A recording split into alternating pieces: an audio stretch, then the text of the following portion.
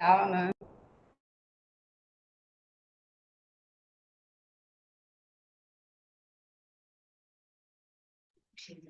That's what I do. Yeah, we're ready.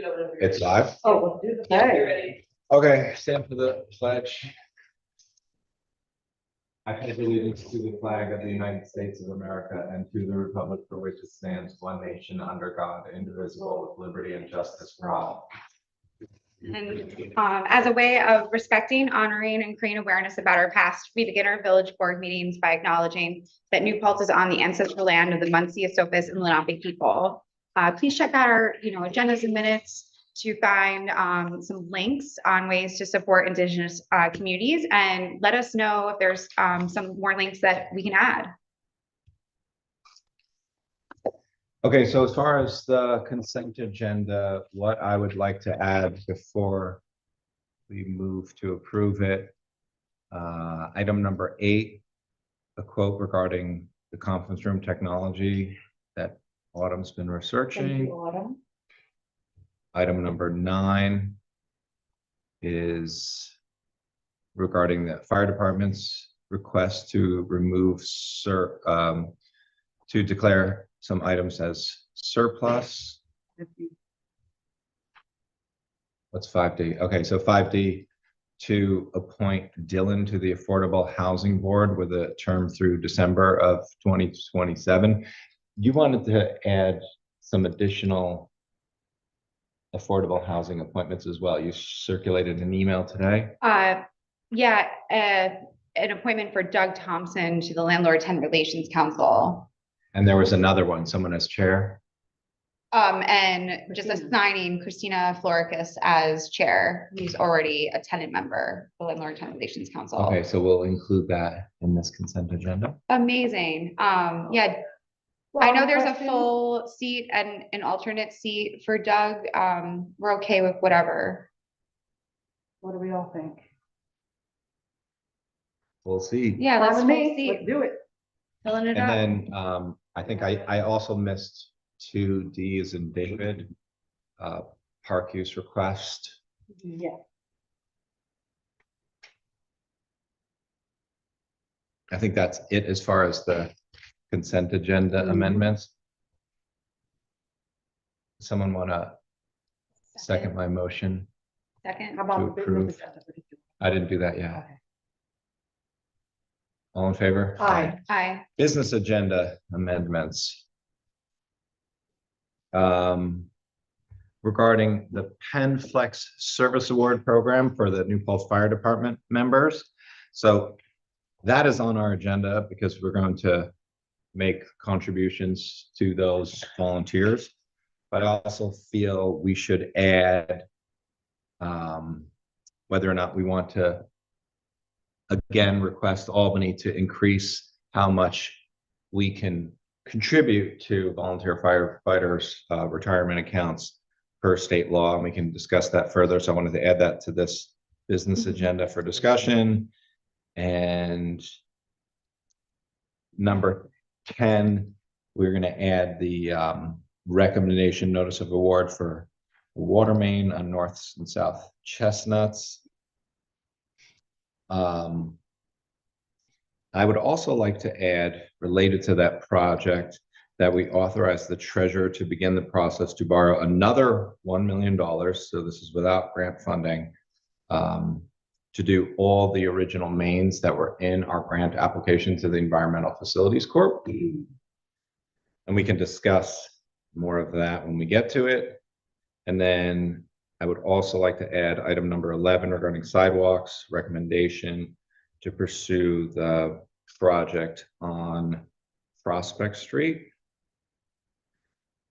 And item number 12, parking meter zones. So Stevie's gonna share with us what she's learned about parking meter zones. And I want to add item number 14 regarding the public access television channel. And that is it as far as additions to the business agenda. Did I cover everything? I'll second. You're seconding my motion to For the agenda. as approve the amended. agenda as amended. All in favor? Aye. Aye. Okay, announcements. Is our county legislator here? I don't think she was able to be here tonight. Okay, any I'm sorry, She announcements? just double booked a lot this time.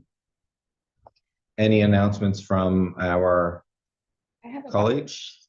Okay, Alex? I want to give a quick report from Earth Day, because it was a huge community event.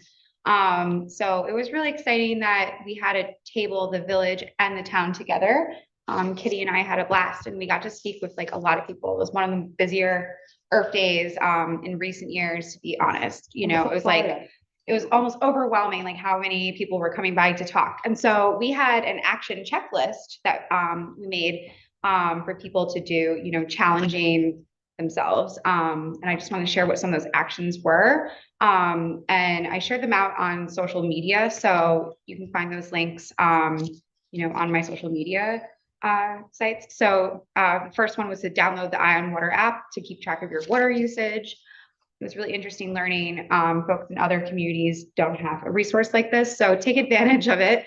The next one is to sign up to attend Assemblymember Shresta's Green New Deal on Housing Town Hall that's taking place on next Tuesday, April 30th in Kingston. That looks like it's going to be really good. Join us in taking action against the Iroquois pipeline. They are still accepting public comments on that until the 29th from the public. Plus Food and Water Watch members throughout town and village have petitions that people can sign.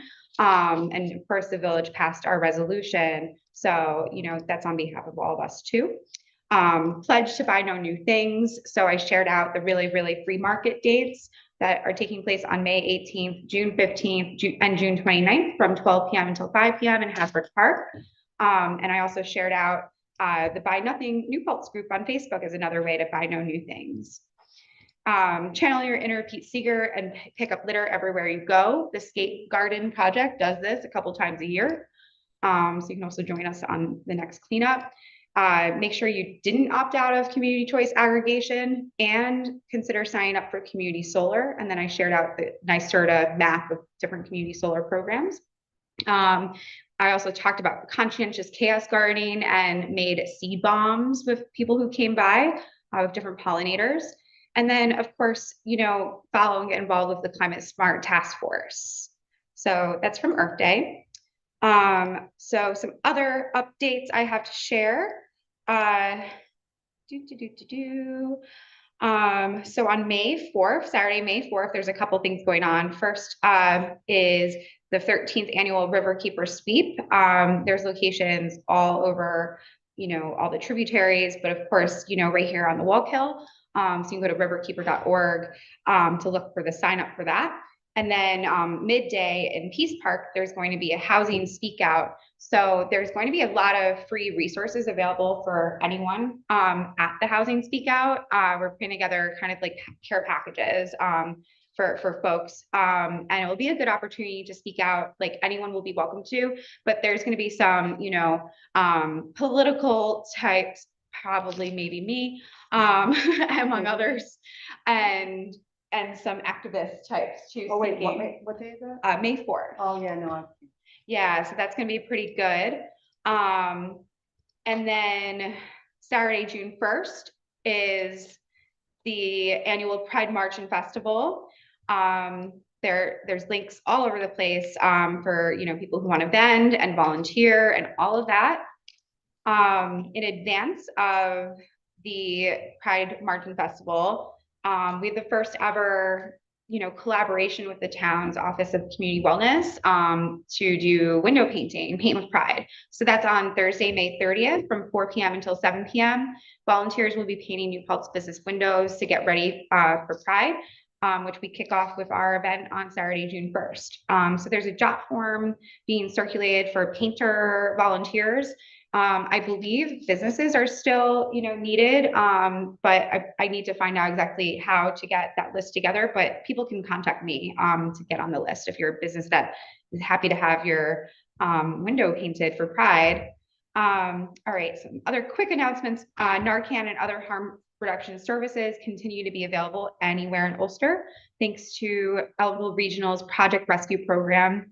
Text ERH Rescue to 21000, and they can hook you up like Narcan, test kits, snort kits, sex kits. The Never Use Alone hotline, it is an updated number, so I'm going to keep sharing it out forever. 1-877-696-1996. Narcan trainings are always available online, opioidpreventionnp.org/Narcan-training. And of course, right outside Village Hall here at 25 Plattekill Ave is our free food fridge. It's available anytime to anyone. Donations are always needed and appreciated. Just make sure you label for allergies. And that's it for now. Okay, I have an announcement because I just got an email from our resident engineer from the New York State DOT, Dave Corrigan. He's far and away my favorite resident engineer because he's super responsive and very proactive. And this is a prime example. So the state found some money. They're going to rent a vac truck for 6 months to make sure that they vacuum out all of the storm system drains within the village. So what's curious is that there are storm drains within the village that are on village streets that are our purview, and there are some that are on state roads like North Front Street, for instance, or Main Street. So this is great that they're going to start their Ulster County-wide initiative to clean storm drains, and they're going to start it here in the village. This does not automatically happen every year. Remember, it happened a year or two ago, and it was very exciting because I heard all this noise and I went around the corner and I was like, what is that? And I was so excited to see their back truck. So they're going to be back. They're going to start tomorrow. So when you hear a loud vac truck, that's music to our ears. And then public hearing. So I moved, we've not opened this public hearing, right? I moved that okay, go ahead, Sana. This Saturday at noon is the 28th annual New Paltz Clean Sweep. If you want to RSVP for your family or your organization or yourself, you can call 845-325-2593. And it's a really great community event to help do some good and work as a community. Where do they meet? I believe, let me double check it, it's the New Paltz Youth Program. Our annual cleanup event will take place at the New Paltz Youth Program this year at 220 Main Street. You can stop by between noon and 1 to pick up snacks, bags, gloves, and a route to clean. Help for as long or little as you can. Like you can do an hour, you can do like whatever. Right, so they'll give you bags and gloves and you can go around and pick up trash. Yeah. Okay. This Saturday. This Saturday. Yeah, that's April 27th. That is April 27th, yes. Yeah, one more thing. The Ulster County Resource Recovery Agency is having a free household hazardous waste thing on Saturday, the 27th in New Paltz. They're now accepting appointments. I shared out the link on my Donna Weisberg Village of New Paltz trustee page, so you can check that out there. You have to register. So now that we're talking UCRA, I should share this as another announcement. UCRA has a relatively new executive director, Mark Ryder. Mark recently presented at the Supervisors and Mayors Association for the county monthly meeting. And we had a brief discussion about what's different in New Paltz versus most of the rest of the county is that many more items are recyclable here because of our single hauler initiative. So County Waste has a much larger materials recovery facility, a MRF, and that's sited up in Albany. And we visited a few times. Donna and I visited it last year. So the Ulster County MRF, which is in the town of Ulster, they can receive fewer items than you could in New Paltz. And I was asking Mark if we could help with some messaging, because folks will see stuff about like pizza boxes and clamshells and black plastic are not recyclable. That's completely true if your materials are ending up at the county MRF. However, all of those items are recyclable if you include them in a county waste recycling bin, because all of our recyclables are going to a much larger recycling facility. And I know we've all read the articles about how recycling is, pardon my French, BS.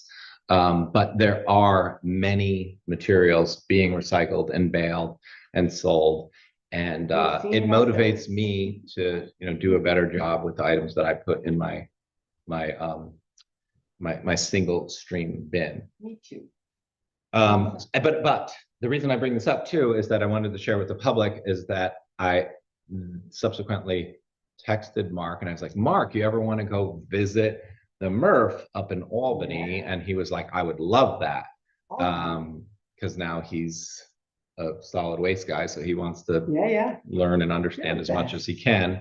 So we're going to get that on the calendar probably sometime in May. So if anyone from the community wants to join us, it's a super fun field trip. You got to wear things over your ears because all the machinery is very loud, and goggles and safety helmets.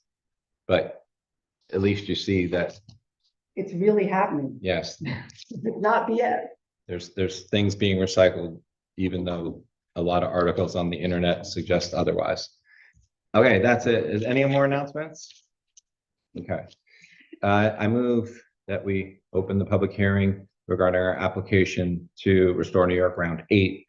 This is regarding the restoration of the Ann Oliver House at Broadhead, part of the Margaret Wade Lewis Center. Second.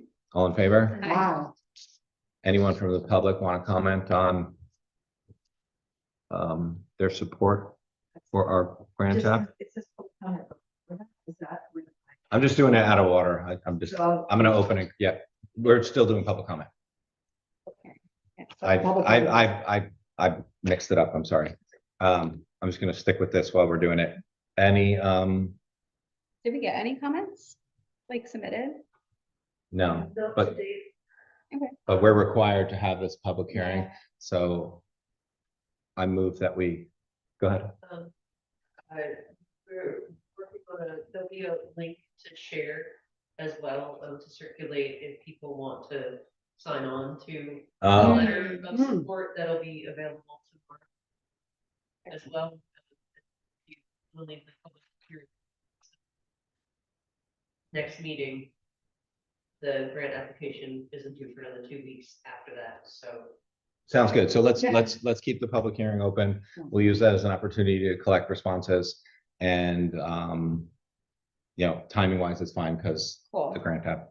So I was gonna open and close it, but I'm keeping it open. Sweet. Okay, hitting rewind. Public comment. June, you're interested in public comment? Come on up. Here. Yeah, that's great. So the sidewalks that are at number 11 on your agenda for tonight. I'm not sure that the asphalt, which is not mentioned on number 11, is understood by all the neighbors on Prospect Street to be the material that you're proposing or that you've put out to bid for the sidewalk replacement. And because I knew a little while ago, I only knew this afternoon that it was on the agenda for tonight, but I've been looking around neighboring streets when I walk my dog Josephine, who, by the way, her paws on hot black asphalt sidewalk would get very burned in the summer. So put that aside, there are quite a few. There's even some stretches where you have old concrete and asphalt and then bluestone in some of the village streets. And the asphalt stretches are not in good shape. And, so I just am concerned that, especially on the stretch of Prospect, besides my next door neighbors whose bluestones are shattered, I'm part of them by trucks that have gone over them, and I watched that happen.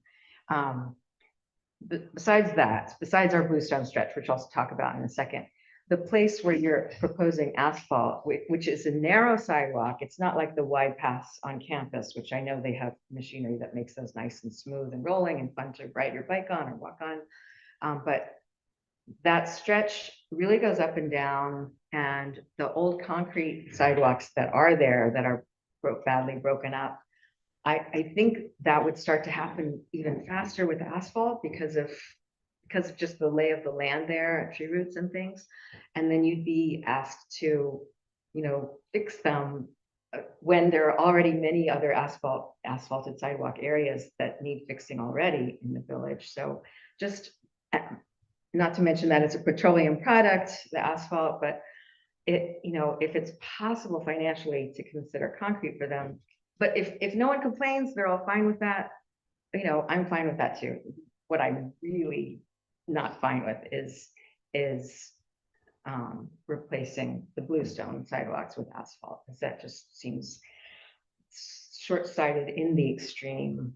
Doesn't protect anything about the historic character of the village, where there are, it's a delight when you walk around and you find a stretch of bluestone, frankly.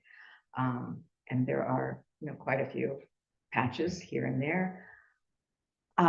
Yes, some of them have been broken up, especially at Mr. Benjamin's, although I know he says he has some slabs put away, and he would love to have those installed if he could have help with the work. I think what certainly, and he responded to when we told Allison Nash on one side of me, who has a nice stretch of bluestone. We have, since we're a triple lot, we have the longest stretch and therefore the most pavers that are in good shape, but also maybe 5 that are cracked and need to be replaced. Allison has a single lot stretch, but she only needs to replace 1 or 2 really. And of course, Jerry Benjamin needs to replace 10 or 12.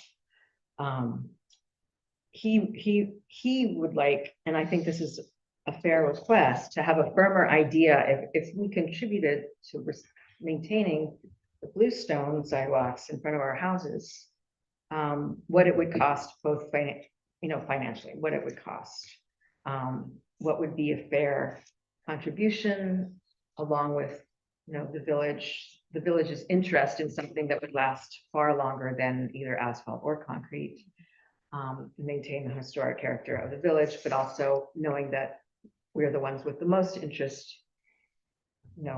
If we could get some kind of meeting of the minds that Okay, we can We move, can we have can move, something- we can move item 11 up to the first thing on our business agenda, so you can hear our discussion on this thank you. topic. Okay. But then I won't be able to talk anymore after that, right? Okay. But we have listened to I everything you know, said. Thank you. I appreciate the and- nods for it. Yeah, I would hate for New Paltz to and lose I- those, I 'cause could we've share, been like- here those sidewalks have been here for 100 years, and Right. they could be here forever if we maintain. Yeah. Okay, thank you. And you make a good point. You do.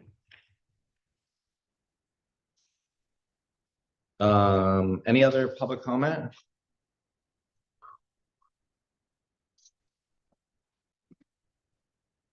Okay, so then we're gonna start with our business agenda and let's discuss sidewalks.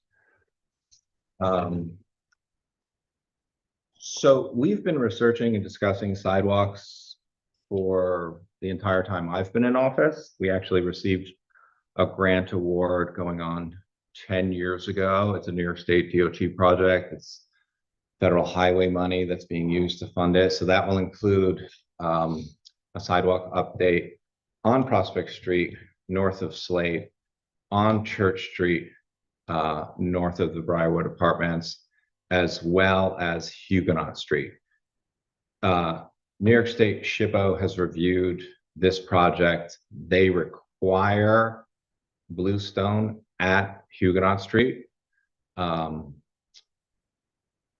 also, what we've been discussing for several years now is that the asphalt that you see throughout New Paltz is garbage. It's not at all comparable to what we've considered doing, what we've shared with the state DOT regarding a review of specs for that federal highway funded sidewalk project.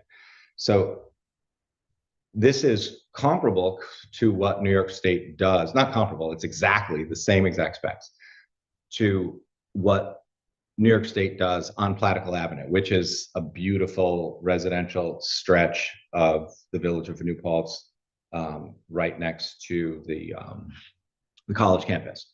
So that includes a concrete curb, and then they completely prepare the site for a new application of asphalt. So the other asphalt applications that exist throughout the village were, I would describe as poorly planned, happened many years ago, not thoughtfully used repairs. And that's commonly what happens if you put blacktop on a surface that has not been prepared for blacktop. It will crumble and look poor in a very short period of time. So the advantage of using blacktop, which is arguably more environmental than using concrete, is that it is easier to repair. It is repairable, whereas concrete is largely not repairable. And the other thing that I take very seriously is that the sidewalk section on the college campus or next to the college campus is pedestrian friendly, whereas Bluestone is regularly a trip hazard. Bluestone is, to me, feels like it is not ADA compliant. I feel like we pride ourselves as like trying to be a walkable community. We want to encourage people to get out and about and walk. And I think the design that SUNY has used next to its campus, that we have cited for our DOT project, that we would like to use on this south section of Prospect, the idea is to create some sort of uniformity so the pedestrian experience is improved and a whole lot safer. And also, so it is actually, so our original probable cost estimate for this project was $250,000. The low bid came in at 191.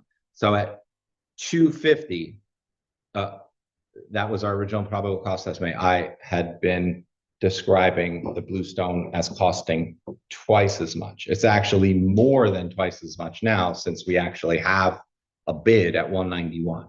So the Bluestone is significantly more than twice as expensive. But we're not talking about Bluestone on that whole stretch, just. Right, and I would really push back and say that feels very strange to actually have 3 houses that are not pedestrian friendly when you have when the goal is to have a walkable community. The goal is to have something that looks more uniform as opposed to just hodgepodge with Bluestone, which. Respectfully, Yeah, it is ADA compliant in Stone Ridge, I believe. I know that it checks off that box. That's where you see people walking all the time. Because we closed the street. There's no Bluestone. I thought you said that you had to use. The Bluestone on the section that we are replacing is on the south side of Huguenot, from approximately where the monument is down past the cemetery. That is probably more equivalent to a rock scramble because it is Bluestone. Yeah. Mhm.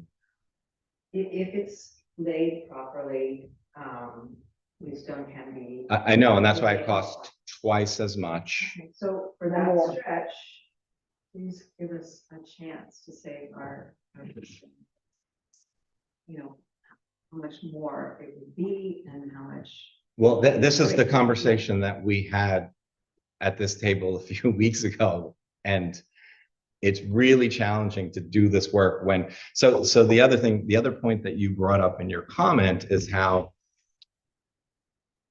like, this was designed by engineers. Like, I walked to this property with Blue Terwilliger from our Public Works, Nick Coddington from our Public Works, John Davidson from our engineering firm. We walked every single section and went over how the design would be cited on, it's like, we're not building some blacktop on top of a roly-poly hill. It's completely regraded. It integrates with the driveways. It will allow people to safely walk down the street.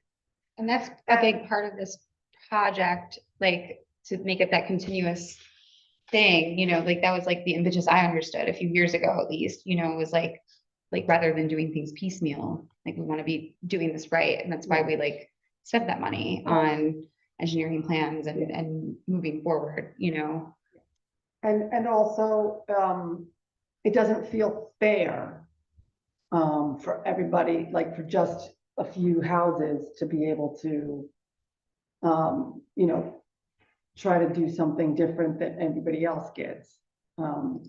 It just doesn't feel fair.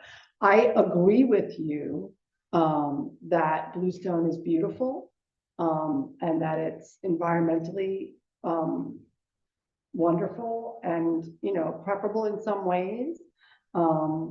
But, your husband's been in on these conversations for all this time. He knew what we were talking about. And the fact is that this is holding up something that we were trying to do all at once with the work that's being done on Prospect Street. And so, coming in at the very end and holding it up, for a couple of people's sidewalks, it doesn't feel right. Yeah, I mean, and like, this is like, it's interesting to see how long these things take, because like I was the scribe for a previous board when like this whole discussion about comprehensive replacements like actually started. And some of the first dates you can see on like the different docs related to this particular Prospect Street project. But we did hit pause. I want to make it clear. I mean, obviously it's in the record from a few meetings ago, for Trustee Murray to look into other options and like at this point we can't we have to just keep moving forward. Yeah, it's been discussed many times. It has already been dug up and paid back over, so that doesn't make sense to me. Well, we did a water line last year. We're doing a sewer line now. The sidewalk should have been done before the sewer line work. But it wasn't because we put it on hold for June.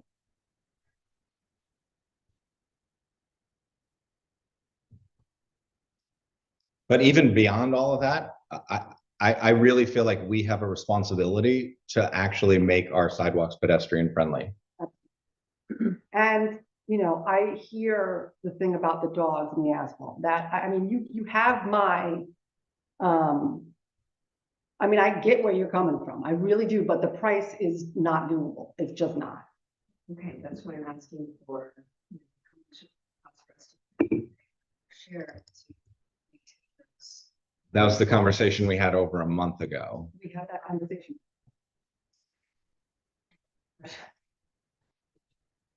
The next step was like that, Trustee Murray was gonna look into like options and like if he wanted to actually come up with a solution to present it, He was supposed to come to the next meeting with his solution and he did. And we left it an extra 2 weeks. like these are different It's over a month bid ago. docs with the dates on the front of them, from 2020, 2022, 2023, like all these meetings, with him signing them too. And it's fine. Like we all want to take on a million different projects. And in the end, it's like too much, but like we can only put this on hold for so long. Bluestone can be made ADA compliant, and that's what we want. Although I have Okay, to we- say, there's not a sidewalk on the other side of Prospect for big stretch that you're planning to put on the west side. Right across from us, there's lovely concrete sidewalks.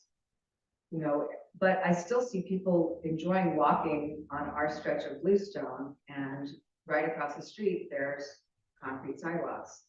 So if you had to defend maintaining an historic stretch of sidewalk on the west side of the street, there are ADA compliant concrete sidewalks on the east side of Prospect, right directly across from that whole stretch of beautiful bluestone.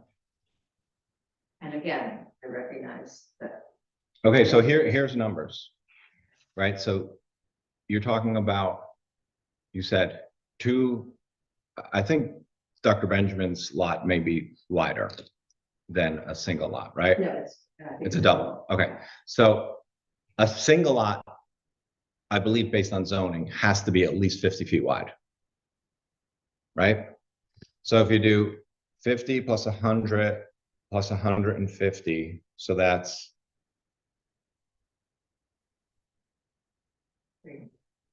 I know, so 300 times, so if it's $500 per linear foot to do bluestone, it's actually probably more than that, because I'm just doing double 250. That's so 300 linear feet times $250. $250 to do concrete curbs with asphalt versus bluestone. So it's $250 more per linear foot. So 300 times 250 is $75,000. That's very doable, but is that the price of the slab itself plus the laying it? Because we only have to replace, and maybe,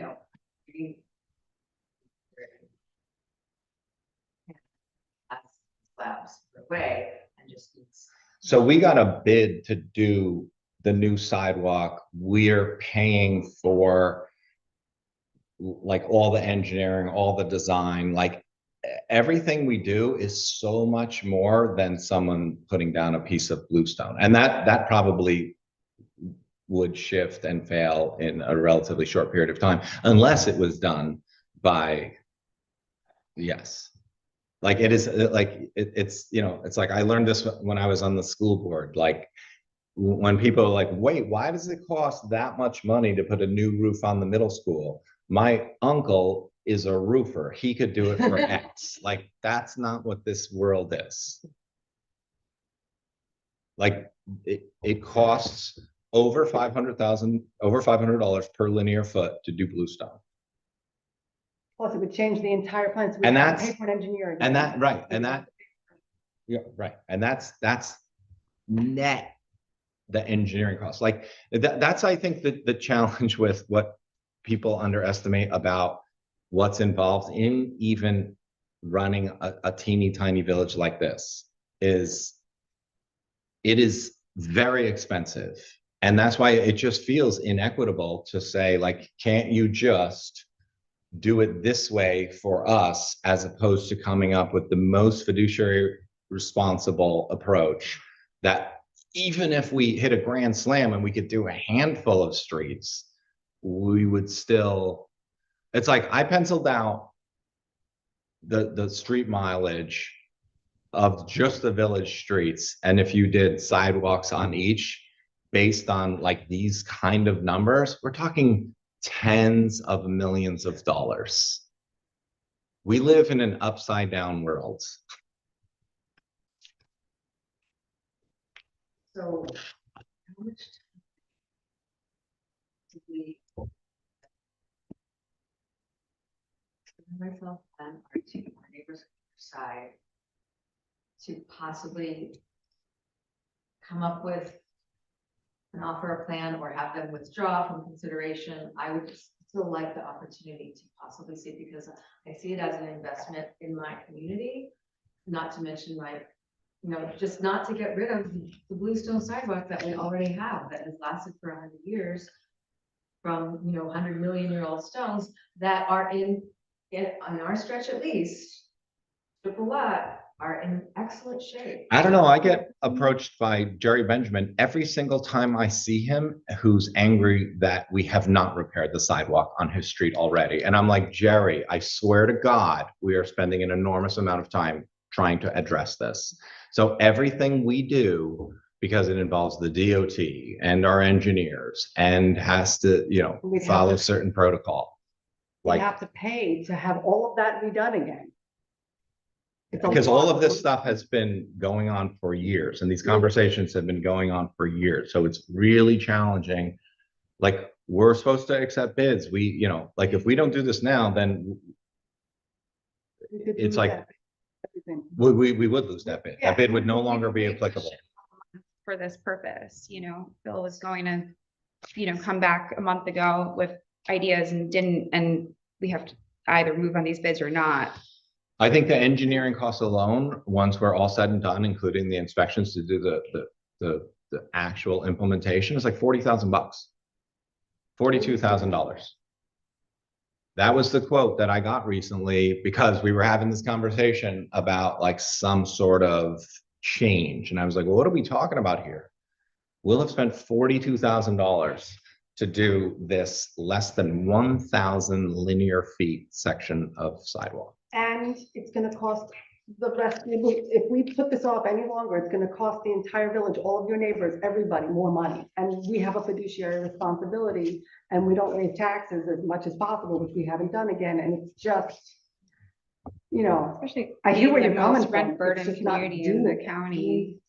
There's other stretches that, if you came up to them and said, that are in the, maybe just leave our part out and then we'll fix it. I mean, That's Sure, not- sure. We can do that. We can not do these 3 houses on Prospect Street and then we'll just do, I don't know, I guess north of Jerry's house and not do Jerry's house.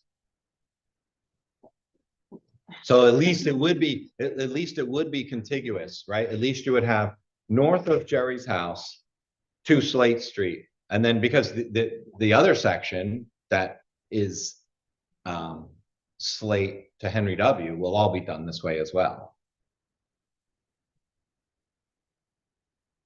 Just at this point, it's an unreasonable ask. It's not that, it's not. I mean, if that's really what you want to do, The word we got. like, I mean, announced I like, 20. what? The award announcement we got for this was in 2022. Like this particular process money. started in 2022, this like Okay. actual process. What do you mean award announcement? Not award announcement, but like the plans. Oh, sure. Yeah, Because there's separate. no award. We're using our CHIPS allocation That's it. partially to pay for this. We're not using a grant. We're using Yeah. And for the whole. our we looked at, for the first time ever, our board was like, you know what, why don't we use CHIPS for sidewalks instead of using CHIPS exclusively for streets? Because you're allowed to, but we had never done that before. So then we looked at a handful of sidewalks and we thought this one made sense because then it would be part of the DOT project where the town's also doing Henry W. So it'd all be contiguous. That's why it was, and it was also chosen because the sidewalk is in not great condition. And like, it's my understanding, like, we wouldn't be able to even do what you were just saying, Yeah. Tim. Like, you can't change the specs of the. We do it project. all the time where we ask contractors to spend more money. I mean, we'd probably be, they would probably be like, ask the contractor if someone's lying in the middle of this, of the bluestone sidewalk in front of their roller, can you ask them not to run over her? yeah, we can do that, and it might cost us more money. Like, really, you gotta think. But about I also think you're basically gonna be punting so that you will not get your sidewalks repaired. Because we've been working on this for years. I've been working on sidewalk stuff my entire time in office. And Autumn wants to say Can I make something. a note? I reviewed the bid documents, so the bid documents are written for the full stretch of Prospect Street. They will absolutely have to be revised if there are any changes to it. And The agreement, the bids that have been received must be acted upon within 45 days or it's all dead in the water. So Right. that's. And I'm going to implore you to think about your neighbors and not just what you want in front of your house. I'm gonna beg you to think about the Yeah, fact I that would you're love to costing walk on money Prospect to Street. everybody, which is not, you know, it's not I nice. am, I'm thinking about when I walk around other properties and I love coming across a stretch of bluestone. I do on too. I other hear you. streets. I So I hear you. am. looking What's your at- favorite, what's your favorite stretch of bluestone? We'll right up, Grove, right on us, stretch. In front of Tom Olson's house? In front of Tom Olson's No, house? yes. Okay, that he paid for himself. Which. That's what I'm proposing, which I think. Yeah, but he did concrete. He didn't do bluestone, as I you're see pointing that, out. We already have stones themselves, so we. I The would- bluestones themselves is not, it's gonna be the The labor. labor that's gonna, This doesn't something cost. 100%, they cost a lot, yep. But they largely can't be repurposed, because I've reviewed this before. I said, can we use bluestones from another section for that piece of Huguenot Street that New York State SHPO has required us to make bluestone? And they're like, yeah, you can do that, but what happens when you pick up bluestone, it generally breaks. You can't assume that it's gonna be salvageable. When they did the previous street construction and broke a couple of our stones, they replaced them. So we went out and said, hey, and this time as well, they rolled their trucks right up under the side and broke a couple more. And they said, yes, they will come and fix those. And they did a good job, just with this couple of stones. Okay, I'm gonna ask my board now. Do we want to go with the project as planned, or option 2 is to go with the project as planned, but then ask the contractor to remove 300 linear feet from this project, and who knows what will We happen. can't do that. Being the person that always has to speak for the over 71% of the community that is rent burdened, myself included, like, I would like to go ahead and, award the contract before we lose it and have to spend more money. Yeah. And change the way the budget works and everything. If it ends up just being our one circle lot. It changes the whole. But I think that's, They would everybody do it. The bid project is for like the whole thing. Like, you don't just save money by It's not- them yeah. skipping part of it. That's That's just not how they work. It would still get paid the same. they just No, wouldn't- no, it's not, that's not how it works. We'd have to change the whole thing, and we'd have to spend more money on engineering and changing the bid and everything. It's not as simple as you want it to be. I understand where you're coming from. I hear you, but it doesn't work that way. And because I have a fiduciary responsibility to all the taxpayers, I have to think about that as much as I love bluestone.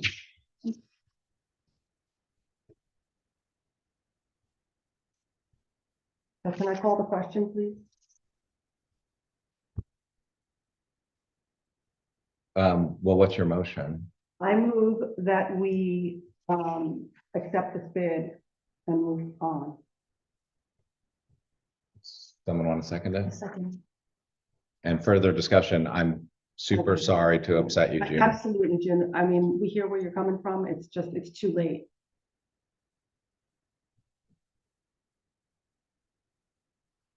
All of it. Aye. Aye.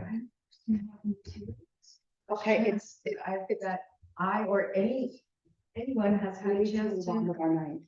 have, It's not the We've first given you a chance. lot of time, June. We gotta move on with our night. to come in. It's to done. Speak about this. Yeah. This was the first time and it was put on the No. agenda. Today. Your husband has known about this the entire time. It's enough. The topic was on the agenda 2016, It was on the 2017 as agenda well. weeks ago, a month ago, and before that. So it's enough. Please let us move.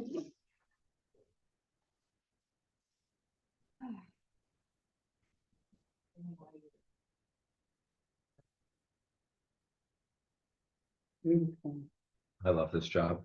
So, I need to talk to the Girl Scouts Friday night about how they all should run for office. all right, All right, so water and sewer metering in town districts. So we've had this discussion for years. So when water goes through the sewer system, we cannot waive the fee if it went through your system. And we've had this issue with the with a town property where town officials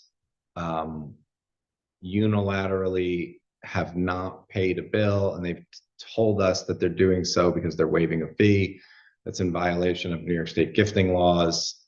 We have an opinion from our attorney. You absolutely cannot do this.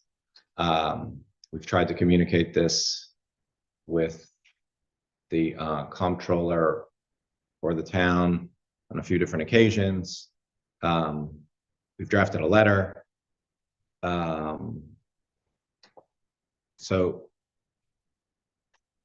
it's pretty straightforward stuff where, you know, unfortunately, when you have a running toilet, it's your responsibility because it's a collectively owned system.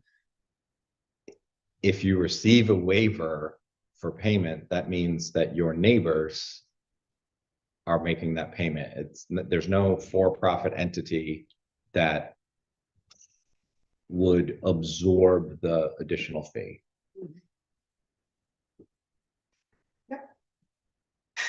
Yeah, and a really good resource on this, if anyone has any questions, I gave it out a lot, was New York's Public Utility Law Project. On Earth Day, I was like, oh, you're not in the village, you can't have the Eye on Water app. Well, and you live in Rosendale or something, here's a good number for you to call, or a good resource that explains it really well. So maybe the town can check out that resource too for a refresher. So we have this draft letter that's been reviewed by our attorney. I move that we send it to the comptroller and the town officials. Second. Further discussion, I think this is another strong example of why consolidation makes sense. Mhm. You have one municipal water and sewer. Well, you have one way to receive municipal water and sewer, and having two heads being involved when the policies don't line up, I think is just harmful and redundant. Agreed. Okay, all in favor? Aye. So the next item is, so there's a service award program. So if you're an active member of the fire department and there's a calculation based on calls and trainings to determine whether you're active, the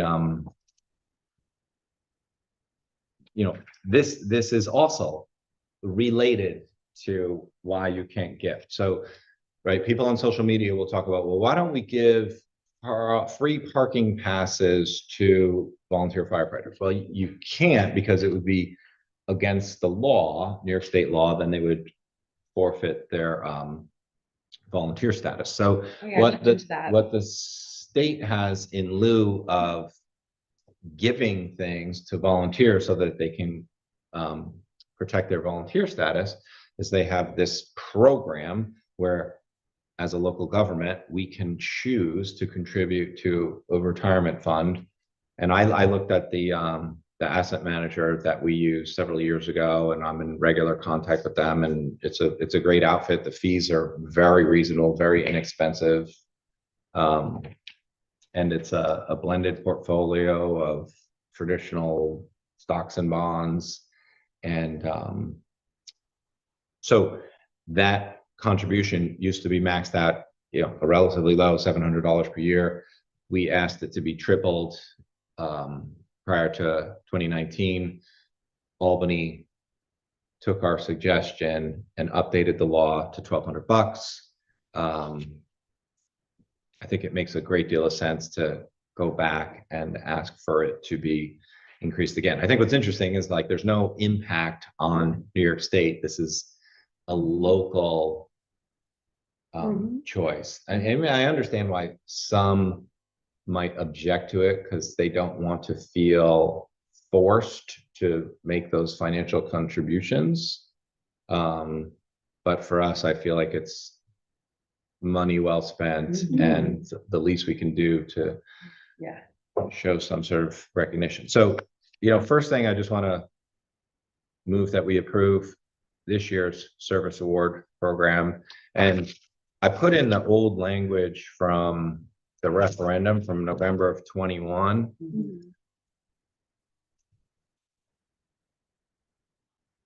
Where is it on my sheet? Oh, sorry, here it is. So in November of 21, so when it was updated in 2019, then we had to add it to a referendum so village voters could decide whether they were okay with increasing the amount from 700 to 1,200 bucks. And in the referendum, the language talked about there was a potential of increasing it to up to $42,000 based on the total number of active members. So that number continues to be like in the 20-something thousand dollar per year. So if you divide 20-something thousand by 1,200, that's how many active members qualify. And that's what we're voting on. But to add to my motion, I'm also going to suggest that we officially ask Senator Hinchy and Assemblymember Shrestha that they consider legislation to increase the service award amount. Cool. Someone want to Second. second? Any questions? Further discussion? All in favor? Aye.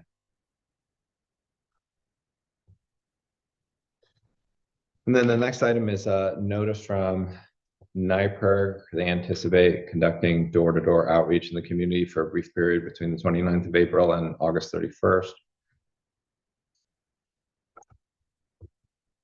What are we doing with this on the agenda? Are we just, is this kind of like an announcement? Yeah, gone into the announcements, but I believe you still should move to accept. And because we've done it in the past too, right? Right, so we're kind of giving the community a heads up that NYPERG will be out and about. Educating us.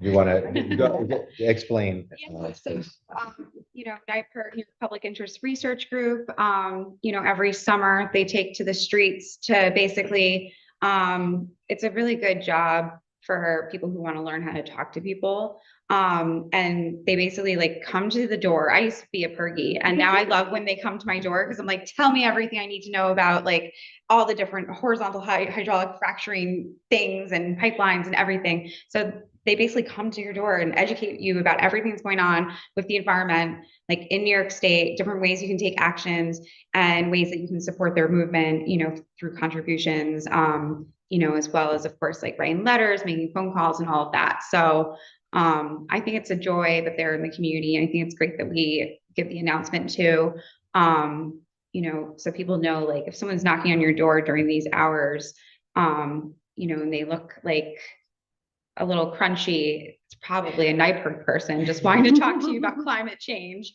And, they'll have some good ways for you to help out. Mhm. Yeah, I was in NYPERG canvassing myself. Okay, so I just move that we officially recognize that this is taking place this summer. And we'll share it out on our media platforms. Second. All in favor? Aye. Aye. Consolidation of the town and village. So we received 2 responses to the RFQ from 2 different firms. I also got a question from our town council colleague, Amanda Gatto, about whether monies for Craig and the Citizens Empowerment Tax Credit remained in the budget. Carl Ublocker at the Department of State has said that as far as he can tell, they're all still funded. There's no noise whatsoever about them being removed for this coming fiscal year. And I'd also like that we go ahead and start working on a contract with LaBerge. They were one of the firms that we received a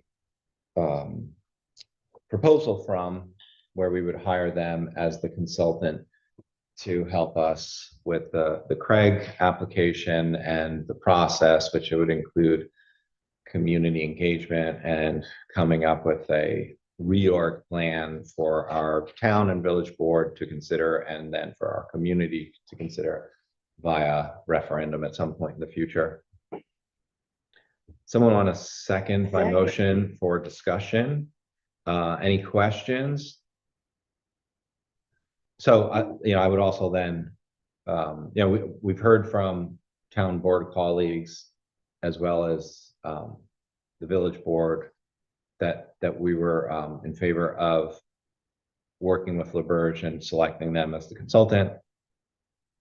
And then I will also contact the other consulting firm and let them know that we were super appreciative of their proposal, and the decision was not an easy one, but we have selected LaBerge. Cool. So what's, like, next steps besides that, like? in this Besides getting the whole- contract in terms of timelines, Yeah. I guess that's like probably question number one for LaBerge. I was gonna say, isn't that what they're, we're getting them for? Awesome, thank you. All in favor? Uh, And then we got a draft RFP from Ted Nitza for siting solar at the fire station. I sent him a question about whether it made sense to get two prices, one for a net metered array and one for an array connected to a battery system, if this is an EOC. I also made sure that we put the fire chief on this, so we're not moving forward with something that he doesn't also have his eyes on.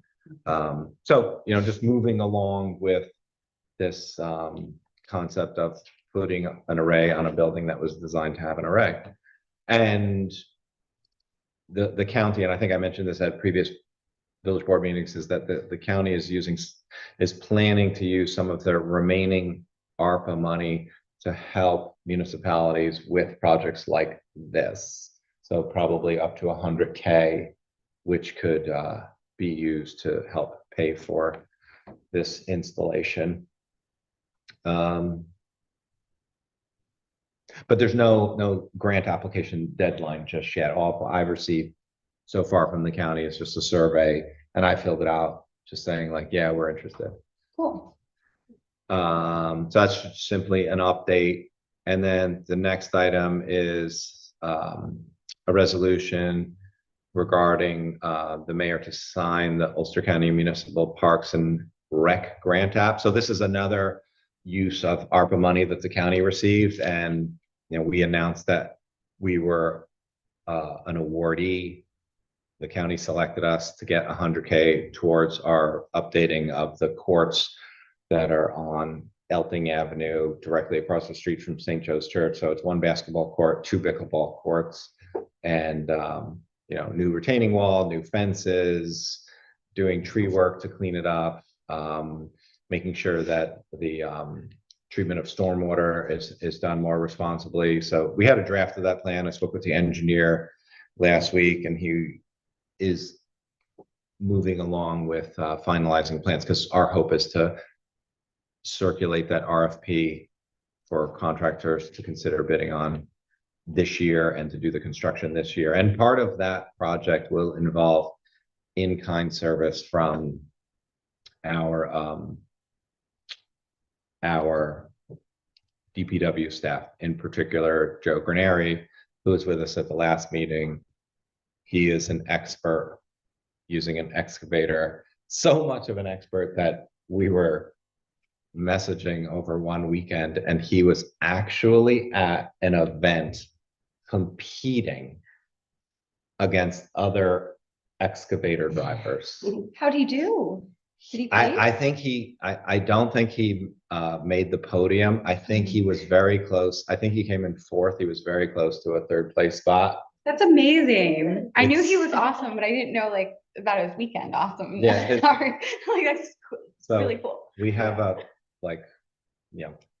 kind of like a NBA level excavator driver Yeah, and on like, our staff who's going to help us build these courts. it's amazing. Oh, Yeah. So, and I told Joe it's going to be super fun when he actually, gets into the prize money at some upcoming event.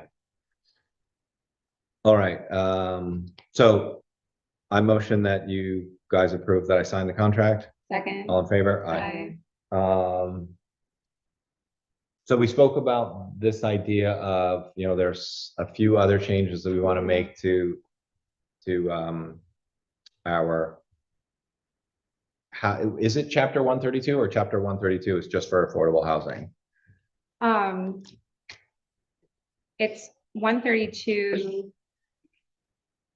The way we wrote the proposed, local law, which is the update, we said specifically the sections, so it's like 132-3. Oh, there it is, 132-3A12. Okay, got it. So 132 is, you're interested in having us consider changes to some other Yeah. housing language within 132. Yeah, I just wanted to, I took that time to comb through because, Affordable Housing Board and just general super volunteer had some good comments during this public hearing about language, but it turns out that language isn't addressed in actually what this whole public hearing series has been about. So I'm looking at the whole housing chapter anyway. So we can address that sometime in the next, I'm hoping couple months. But it wouldn't make sense to do so right now because it's not what was on the table. If that makes sense. But just so if Adele's listening, I took her comments to heart and they're on a post-it note, like literally on my wall. Got it. Okay, so we're gonna circle back with the updated language. So this is I think good, whenever everyone's good, we got the good comments and all of that, the things I wanted to address, we can't do in this particular local law change or update. Okay. So we received an ask for a resolution sharing shared parenting day. I read the proposal. It seemed kind of vague and it kind of made me curious whether, what's the origin of the ask? Because we get requests like this regularly where there's sometimes ulterior motives where, I'd be curious if there's a history behind this ask, because I don't necessarily want to get involved in someone else's match, because of course shared parenting sounds like an important thing, but I don't want to be used as a pawn for some other broader reason. So if anyone wants to touch base with family court judges or to dig deeper into the history of this ask, that would probably make some sense before we decide what we want to do. I think definitely, with these kinds of resolutions, we want to do a little bit of our own research is usually what I do. Yeah. Even with my old colleagues, from environmental orgs, reach out with resolution templates. What we pass never is what other municipalities pass, because I look into the history, I mean, every year we're asked for support for a school choice resolution. And every year I send back the same exact thing about what about public education? And then they never respond to me. Yeah. Who wants to take the lead on looking into this deeper? Cool. Yeah.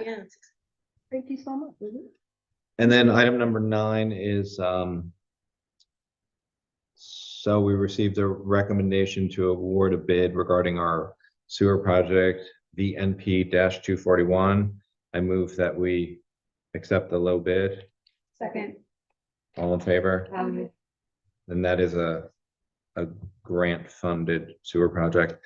So the next one is a water project. So we received a $3 million grant award. So it's a 60, it's 2/3 is grant. The remainder we're supposed to come up with. So originally we thought our total project was gonna be $5 million. That was before COVID, before inflation. Years later, our project costs a whole lot more than 5 million. So we're trying to, we've removed a section already from that project, but part of me feels like it makes a great deal of sense to continue with as much of the original project as possible, because I don't really see a time when it will become less expensive. And I feel like, you have tuberculated pipes and you have the risk of water main breaks, and brown water is very disturbing and disruptive. And the best way to address that is to replace these old water mains. So this is a recommendation that we go ahead and accept the base bid for one of the pieces. And then what I added to this agenda was also authorizing the treasurer to begin the process to borrow another $1 million, which would not involve grant money, but would require the water fund to take on that expense, just so we can do more of the original EFC project. Does someone want I'll to second. ask? So that's your second. And then. You guys have any questions about this stuff? So these are items that I included. So this would involve a water rate increase to help us pay for the borrowing. I think what's interesting about when we raise water rates, it's generally like a few dollars. So on a percentage basis, it can feel significant, but on a dollar basis versus, for instance, your Central Hudson bill, it's like not even close. That does not mean that it's not real money. It's real money. Anytime, we try so hard not to raise water rates, but we're looking to be as careful as possible with rate increases. But I'm going to pencil it out and I'll propose it to the board. But I think this is the only way that we would be able to afford that $1 million borrowing. And then part of that also is the you all recall how we had the oil spill in Feb 2020. There was litigation, so we reached a settlement. We were kind of put in a very challenging situation that we had a letter from the New York State Attorney General's office that said that we had to settle within a 30-day period. And that happened earlier this year. So it really felt like we needed to settle by the end of March. And I think this is a bigger conversation, but we would end up taking a fairly significant haircut to the tune of about $140,000 versus how much village ratepayers were harmed because of this event, in terms of having to spend more money to buy extra water from the New York City DEP, as well as our staff time to address and pay for all the remediation.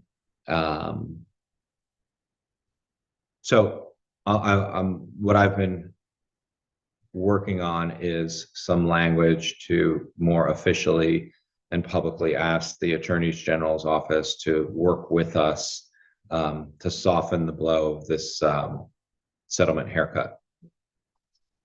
And because that's another piece that would be really awesome to have to, help us soften that blow of, paying for the borrowing of the $1 million to do these water mains within the village. So did I call the question on the, I don't think I did. Yeah, it was just. So all in favor of accepting the bid and asking the treasurer to begin the process about borrowing another $1 million? Aye. Aye. And then parking meter zones, Stevie has been doing a walking audit. So truthfully, I haven't gotten through all of it. I haven't found any other major discrepancies yet, though. So that's good. But I would like to request 2 more weeks so I can finish. Yeah, that's no problem. But Okay, thank you. so we'll circle back on that. Thank you. And then we have a resolution to adopt the tentative budget of the Village of New Paltz for fiscal year 24 through 25. So our fiscal year starts June 1, 24. It would go through May 31, 25. But before that, I wanted to have a public conversation about public access. So historically, Mhm. the village has shared some of the public access Channel 23 expenses with the town. Our current budget does not include any contributions towards public access.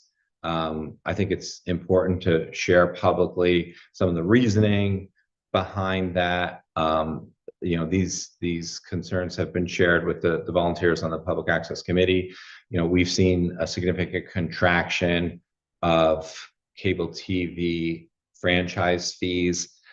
So I largely look at that, sure, the revenue is really important for our general fund that we use for broad purposes. I also view the franchise fee, and again, it's not exclusive. Any media company could go ahead and put wires on poles and use our right of way. Like, that's essentially why we receive this fee. That's why this fee exists per the New York State Public Service Commission, is because the cable company is using our right of ways.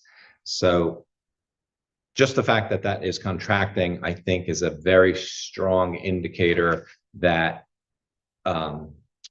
the cable TV franchise fee is likely to vanish completely. I don't think that is an unreasonable assumption, also because it's shrunk by 36% since fiscal year 2013. But it also received a bit of a tailwind because the cable company was simultaneously raising rates.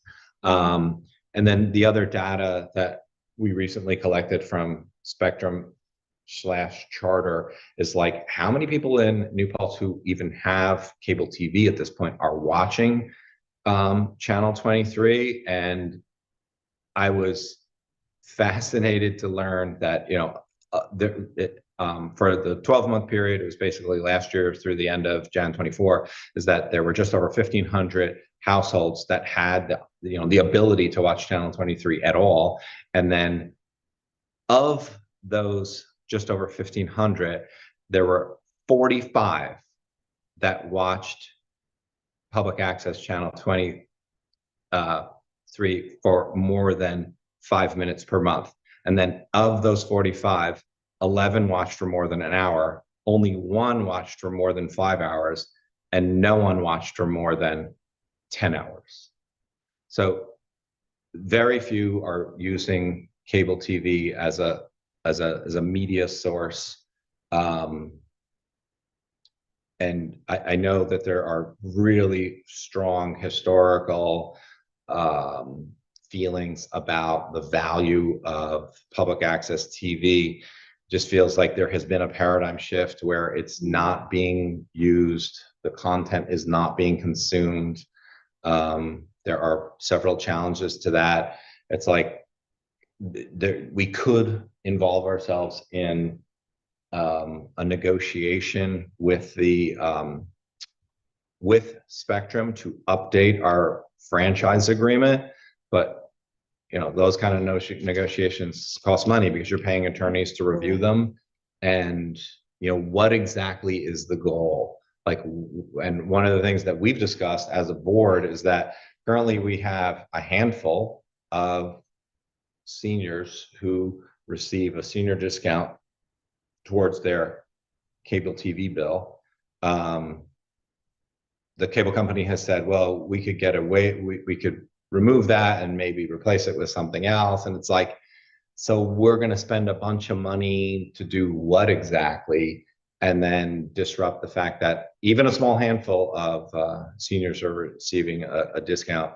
I just, wonder whether this is, the time where we kind of just face reality. And, but I'll let you guys chime in further. And that reality is, well, to be clear too, like those numbers were for New Paltz. They weren't divided by village and town. Right. Right, the entire Just want to be clear. 15,000 person population. Yeah, so like that doesn't even get parsed down to, who in the village are among the 45 watching a bunch. 100%. And I think that the reality is, especially for the constituency we represent, when you look at census data, like public access TV is just not inclusive of the majority of our constituents. We need to be supporting public access media. And, that's a spirit, like, I feel like I've brought into this office since 2019, on and off again, liaising with the Public Access TV Committee. And, that concept just has not taken off with that group, but it has with groups that I've been speaking with about different types of media form that, community members would like to have our support, even if it is like simply a space for a meeting once a month, and having me there to help. People want to create like a New Paltz Village zine club and stuff like that. There's different forms of media. There's podcasts, there's, online, there's print, there's so much other stuff. So, I think the reality is people aren't watching TV. I haven't had a TV since I moved here in 2003. And I'm not a weirdo. Well, I mean, I'm a weirdo, but like, I'm not like alone in You that. say that like a forget. Yeah, exactly. I'm not alone in that.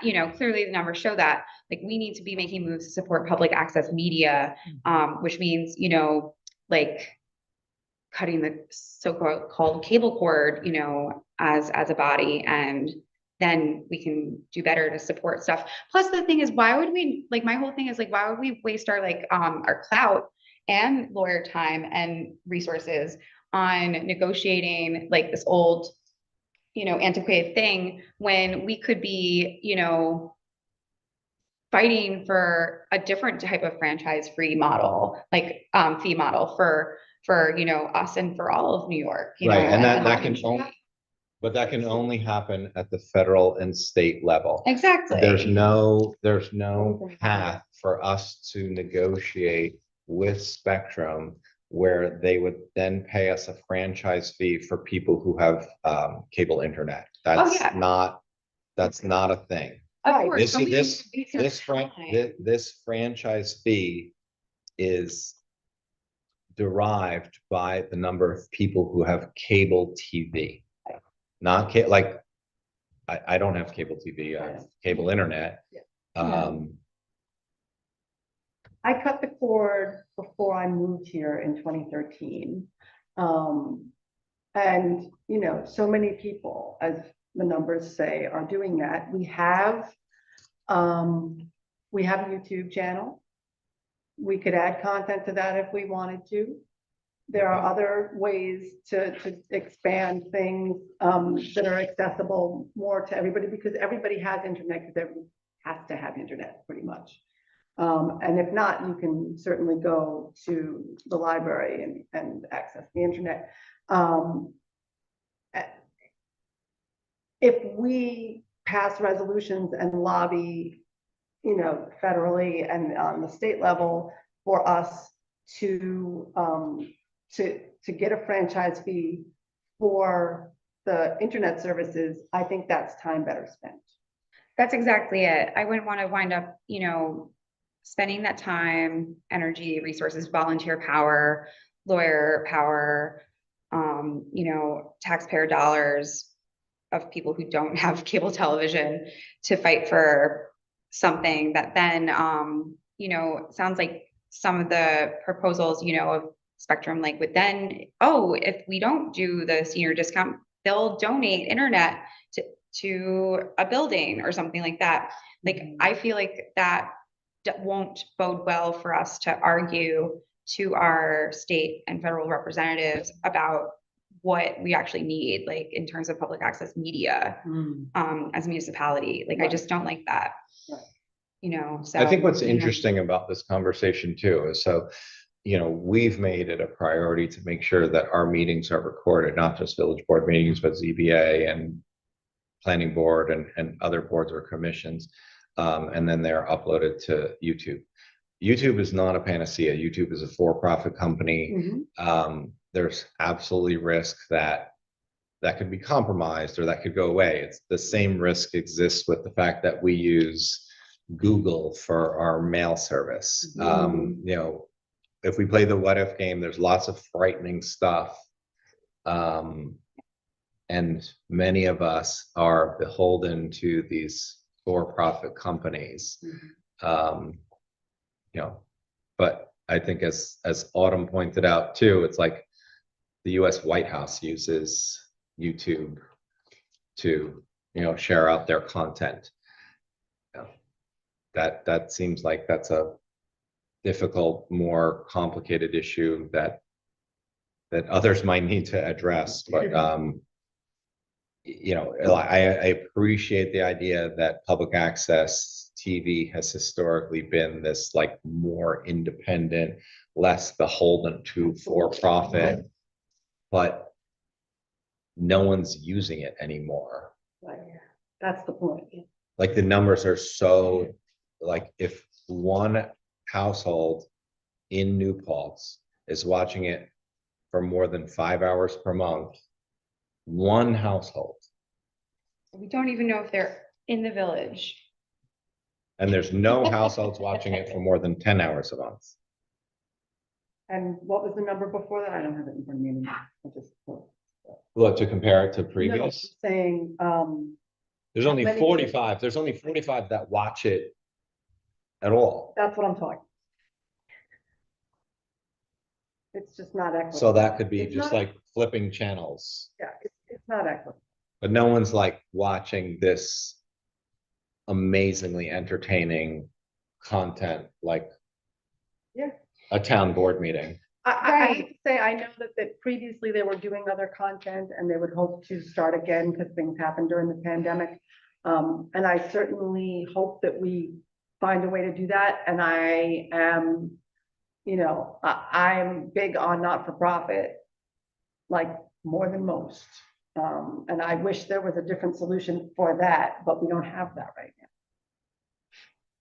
Yeah, there's probably more appetite for content and more content creation than probably any time in the history of Yeah. human beings. But it's just being shared out on completely different platforms. Yeah. All right. All right, so I just wanted to have that conversation as a publicly disclosed conversation, because there had been some suggestion that this was a unilateral move on part of the mayor. Unfortunately, oh no, I mean, in reality, I am 1/5 of the board. I can't do things unilaterally. Yeah, Um, and I think we'll have a discussion about public access media down the road, but it's not gonna be about TVs, because I don't even know what that is. Cable TV. Cable TV, exactly. Right. Okay, I move that we adopt the tentative budget. Second, All in favor? thank you to Nancy for all your amazingness. We are. As grateful per for your usual, we have the best team. Our We do. treasurer rocks. Absolutely. 100%. Definitely. We are super, super, super lucky. Yeah. Yep. I love teasing Nancy about how prudent she is. Like, so good though, so good. And like, honestly, it's interesting, like looking at other budgets, in my spare time for fun, other municipalities and stuff. Ours is just always so easy to read, where it's like, I feel comfortable. I tweeted it out today and, people, according to the algorithm, like apparently clicked it and read it, like it's a document that makes sense to people. So that's totally a Nancy thing. So Yeah, thank you Nancy for and I that. regularly talk about how we both approach numbers the same way, and like unless we can like wrap our heads around it and pencil it out on a notebook paper, like we're not interested in including it in the budget. So like every single number, that's how we go through it, and we work on it collaboratively, and it's we discussed this at the last meeting regarding the trucks. It's like we're not just green lighting purchases, we're not just green lighting new hires. We consider every single thing, and sometimes we say yes and sometimes we say no, but it goes through a process which includes our team and our electeds thinking hard about, what makes the most economic sense. I move, I would like to suggest we adopt bills and claims. Second. All in favor? Aye. Bill's not here for our planning board liaison update.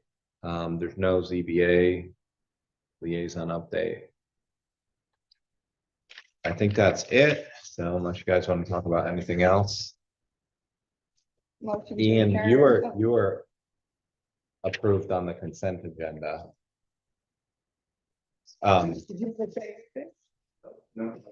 Okay. Well, I want to give you a shout out, right? So where is this on the consent agenda? Number,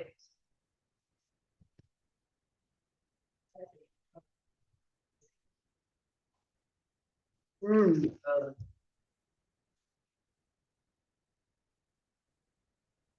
oh yeah, there it is. So Ian, who has been here with us this evening, our consent agenda included appointing him as a member of Why the you zoning shared board his of name? appeals, Give him a real shout out. Reifenberger. I met Ian when he visited the ZBA meeting recently after he had spoken with ZBA members recently. So they vetted him. I chatted with him. Thank you for stepping up to serve your community. Oh, and Tony Saraceno had served as chair of our ZBA. So effective June 2024, he will be resigning. Thank you, Tony, for your 9 years of service to the village.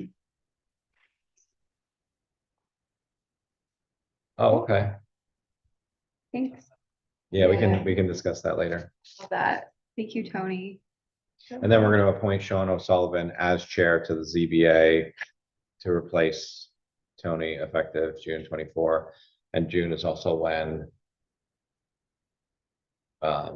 at that point, former chief Rob Lucchese I will had a be. conversation with Rob Lucchese about that today. He's really excited to join the ZBA and the fire department. Yeah, well, he's been on the fire department for a little bit now. He's getting ready to do his big training. I was at the fire department installation dinner last weekend, and I have seen Rob or maybe I don't even know, but it was just funny because he was making a point saying that he was there as a fire department member and not as police chief. Yeah, dig it.